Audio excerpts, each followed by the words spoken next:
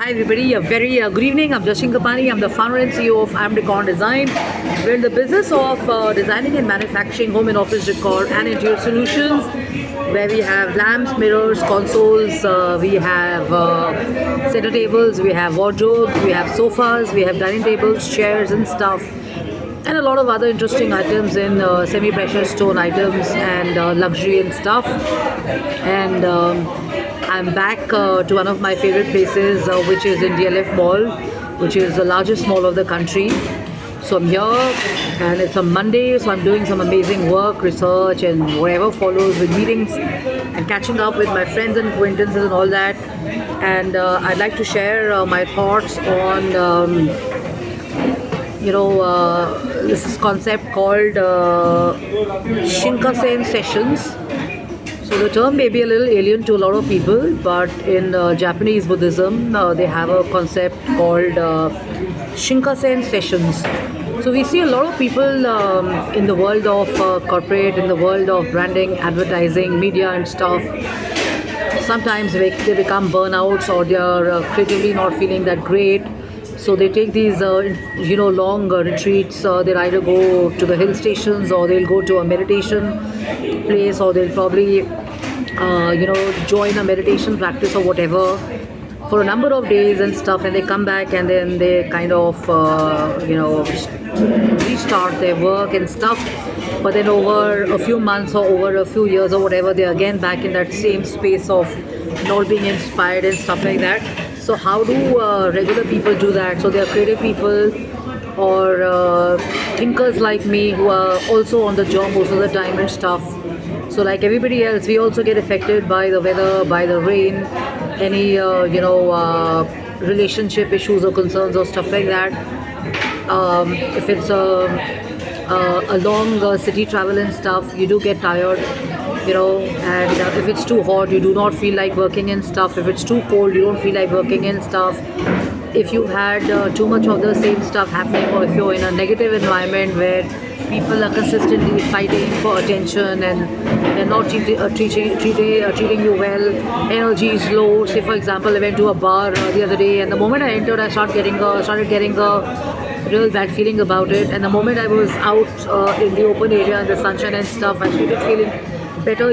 So your body will give you those cues where you're not enjoying the place, and there's nothing you don't have to panic about it. It's just that people are sensitive to energies and stuff, and as they are conscious about vibrations and vibes and stuff. So this concept is called Shinkansen sessions, and it's basically about how do you for many hours stay inspired or get back on track and burst these myths around blues or uninspired living or struggles and sad life and boring life and the same mundane routine, and it's not that great a life and stuff. So how do you do that? So they've basically shared a concept here, which is about taking a qualitative leap forward. And how do you do that? So in my opinion, they also teach you this, that you have to kind of fix time in the morning and evening, or during the day when you're kind of meditating and you're praying and stuff, and that kind of aligns your energy. And this is exactly what they say, that organize a Shinkansen session where you're committing yourself to deciding meditation or mindfulness, starting point to the finish points. And it's very important to kind of ban cell phones and other means of communication, especially starting from the time you start aligning yourself to not be participating in any technology to the finish time. And they say that the best time to kind of have a Shinkansen session is it's basically before dinner or an event which is bringing people together, because that creates a positive environment around people and stuff. It's also important to carry out a session alone in a new place which can be separated from distractions. So some people choose to go to a country house, some people go to farmhouses, some people are on their rooftops, some people go into a basement, some people are in their bedrooms. Some people would even check into a ashram or something like that to do their meditation.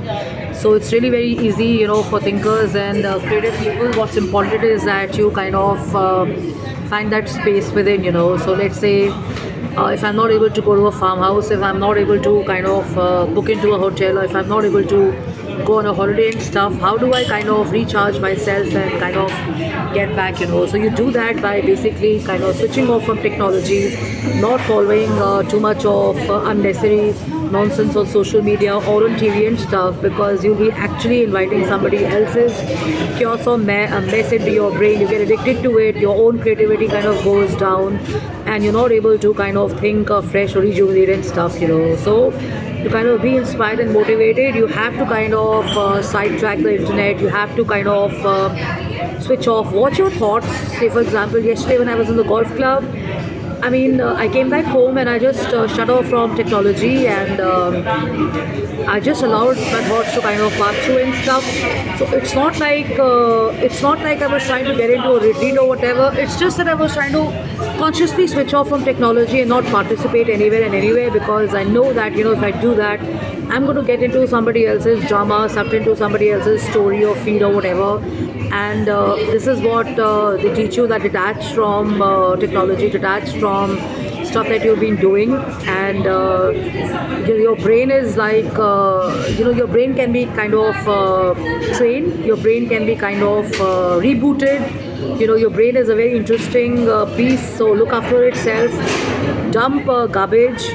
Garbage is unnecessary, unhealthy, because if you feed yourself on that, that's what you're going to attract. So it's a wake-up call, and they're also telling you that that we teach you kind of these sessions also on Skype and on Hangout, but we also tell you to kind of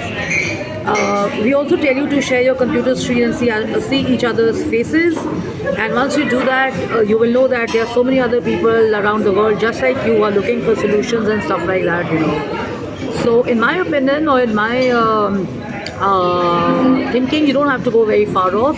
You could probably just take a walk, you could probably just read a book, you could probably just sleep, you could just listen to your favorite music, you could probably watch a nice movie, you could probably just meditate and chant. And probably spending some time in nature is also kind of going to rejuvenate you and reboot you.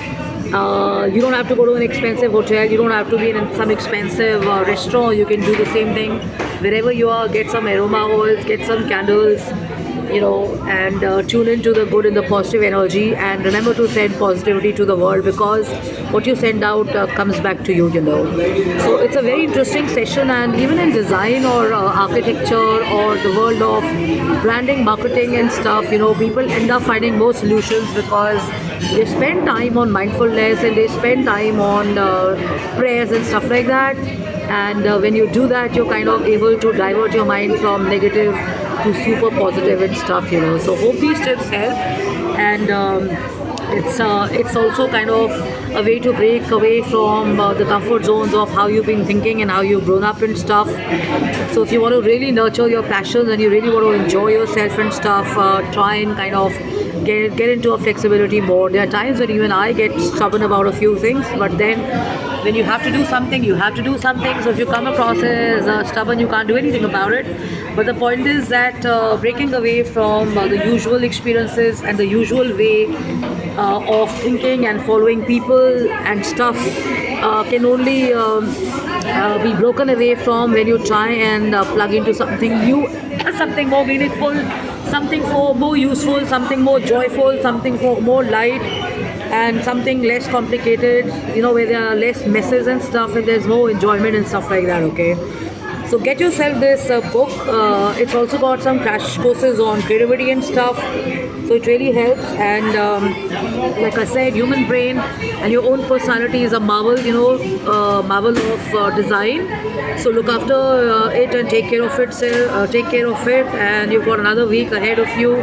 So stay rejuvenated, stay hydrated, enjoy yourself, take out time for mindfulness and meditation, write down what you're thinking and feeling, and do talk to your friends and family and other people, because when you're sharing, you're actually also doing yourself a great thing of, kind of reviving more friendships and relationships and stuff. Okay, so take care, love and love, bye-bye.